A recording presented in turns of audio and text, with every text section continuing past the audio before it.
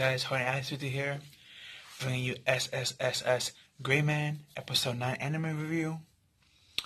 This episode was really good. It was more of an emotional episode, more of mentally. This episode was known as Dream World, and as the title states, all three of our main characters, Ruka, Yuta, and Yusumi, were basically stuck in a dream state created by Shinjo Akami, our female main enemy. And she put all three of them in a dream. She put our main character Yuta in episode 1 again, where he woke up from amnesia and he didn't know who he was. But he switched the memory of Ruka being there with herself. And she also switched around that they wasn't just classmates or friends, they were boyfriend and girlfriend. And I was like, oh wow, I guess that's what she really wanted. But there's a reason why I said that, but you understand later on. Then for Yusami, she was basically his best friend, and they would like hang out and chill and talk about like spaceships and kaijus and all that other stuff, and Ultraman and Gray Man and all that other stuff in that like genre of kaijus. Then for Ruka, she was also her best friend.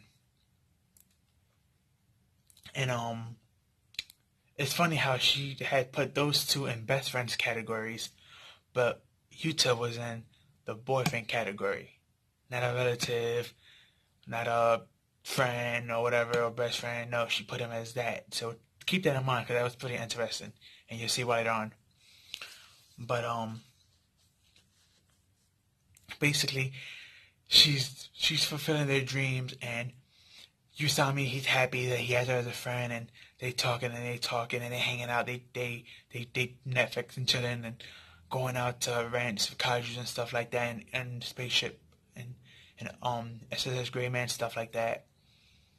Then for Akami, they hanging out a lot in her place after school and just talking and doing girly stuff. And for Yuta, they were basically playing boyfriend and girlfriend. But in the dream sequence, eventually we see a lot of like mirror images of flashing of Gray Man on it, like trying to get their attention. And in the end, all three woke up saying the same thing. And Yuta saw a family grave of his, and he was like, this is not real. This is a dream. And she was like, so what if this is a dream? Let's dream forever. And he's like, dreams are meant to be woken up from. Then Yusuma woke up right after, and he was like, this is a dream. All this good stuff happening to me, back to back, this would never happen in real life. Plus, I'm missing something. I know I am. I don't know what it is, but I'm missing something. And then he woke up from his dream, and Ruka woke up from hers, because in her dream, Akane gets asked to go, where you want to go for summer? I want to go to the seas. He's like, yeah, sure. Then she asked Ruka, you coming, right, Ruka?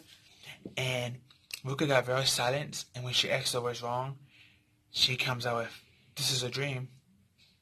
And she was like, again, so what? Let this be a dream. And she got real upset, because, I think he's breaking out her dream wear effect from her kaiju that she made, which is causing this.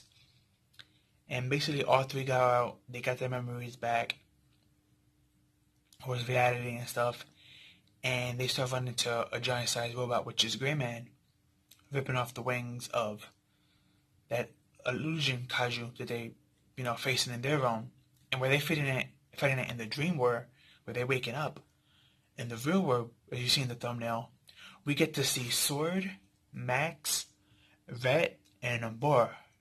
We get to see them transform into their weapon modes, but we get to see what their weapon modes look like when all their weapon mode fuse together. Because we see what they all look like when they fuse with Ultraman separately and all together. But the question was always bringing, what happened if they would have fused together only as weapons? What would they create? And in this episode, we saw it. They made basically like another Gray Man, but a smaller version. They all have weapons, and people are bigger than weapons, so of course this robot wasn't going to be that big, but it was still powerful, because it's all, four of these weapons in one. And they were able to take out the physical kaiju form at the same time that Gridman and Yuta and Asuma and Ruka was taking out the Dream War one. And after they took it out, boom, all three woke up automatically with Ultraman and with Gridman waking up as well on the computer screen. And then we get this epic cliffhanger where Ruka tells them there's something I have to tell y'all, and that's where the episode cuts off.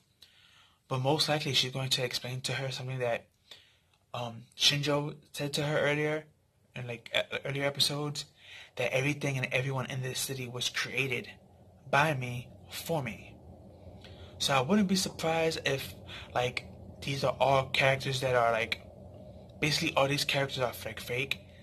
They exist in the real world right now. You could touch them and see them, but they're not really real. They just feel real because that's the illusion that's being brought to whoever's there. But in reality, probably none of these people are real, except probably Akane Sojo, who's the main villain. Maybe her and Alexis, but other than that, it's and maybe the 4 students that are helping out Ultraman in his human form character, who's his partner. But I don't think anyone else is real.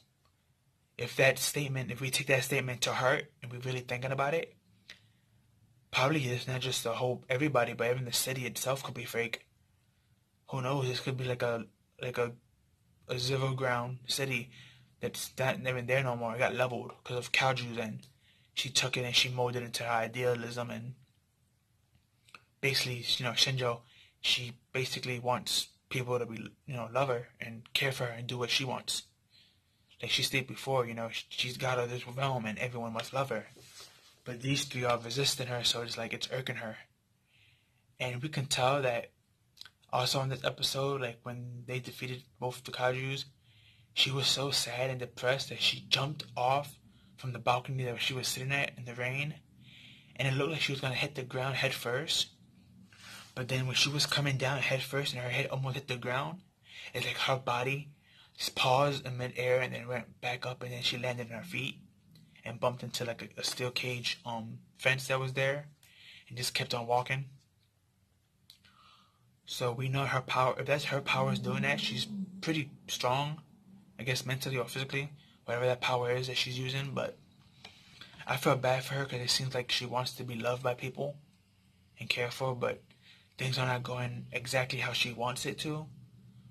So she keeps making the Kaijus delete certain things to rebuild it again to her liking, but Ultraman's in the way, so that's one of their biggest problems right now. But yeah, it's a really sad episode because it's we get to see what Akane Shijo, we get to see her inner thoughts and what she wants from these 3 main characters of ours, and how she feels towards them and what she wants from them. But it seems like she's not getting it, and that's really bugging her, and a really high emotional and stress level.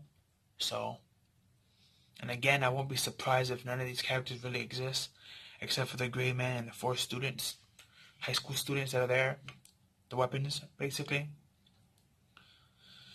But we have to wait until next episode when from that epic cliffhanger, see what happens. And another sad part that makes this all sadder is that this is supposed to be a 12-episode series, and this is episode 9. So we only got 3 episodes left. 3 more weeks. Which means by the end of December, since today, if it's recording this video when it came out, is December 1st. We got 3 more weeks. That means by the end of December, going into the New Year's, this anime will be over and it'll be sad. Hopefully, I think it's Silverlink that is doing this anime. Oh, no, my fault. Not Silverlink. It's Trigger that is doing this anime. Hopefully they continue with a 2nd season that's longer than 12. But, I heard good things about the ratings being good. I'm not sure about the manga light novel sales, but I know the ratings for the anime is doing good, so hopefully it continues.